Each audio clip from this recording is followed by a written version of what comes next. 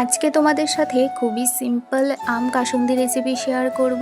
আমি প্রত্যেক বছর ঠিক এইভাবেই আম কাসুন্দিটা বানাই, তো এই বছরের জন্য আজকে বানাচ্ছিলাম, তাই ভাবলাম তোমাদের সাথেও একটু শেয়ার করা যাক। তো এখানে দেখো আমি সাদা সর্ষে নিয়েছি, যেটাকে আমি 10 মিনিট আগে জলের মধ্যে ভিজিয়ে রেখেছিলাম। আমি 1 কাপের মতো সাদা সর্ষে নিয়েছিলাম।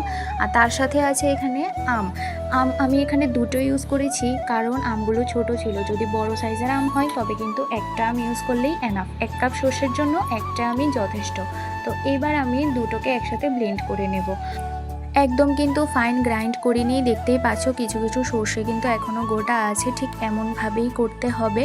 আর দোকান থেকে আমরা যে কাসুন্দিটা কিনে খাই সেখানে কিন্তু কালো সর্ষে ইউজ করা হয়, কিন্তু আমি কালো সর্ষে ইউজ করি না, বরাবর এইভাবেই বানাই। টেস্ট কিন্তু কোনোভাবেই আলাদা না, দুটোরই টেস্ট একদমই সেম।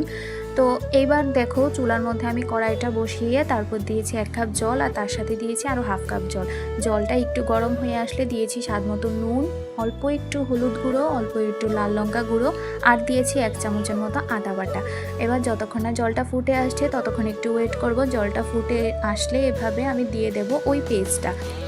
এবার এটাকে একটু ভালোভাবে মিশিয়ে নেব। ভালোভাবে মেশানো হয়ে যাওয়ার পর আমি দিয়েছি এখানে 1/4 কাপ চিনি।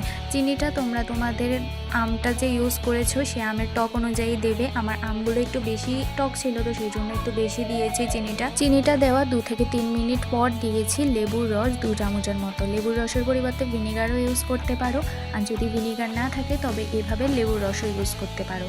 তো এবার যতক্ষণ না ভালোভাবে ফুটে আসছে ততক্ষণ একটু জাল করে নেবে, আর সব শেষে নামিয়ে নেওয়ার আগে দিয়ে দেব অল্প কিছুটা পরিমাণ সর্ষের তেল।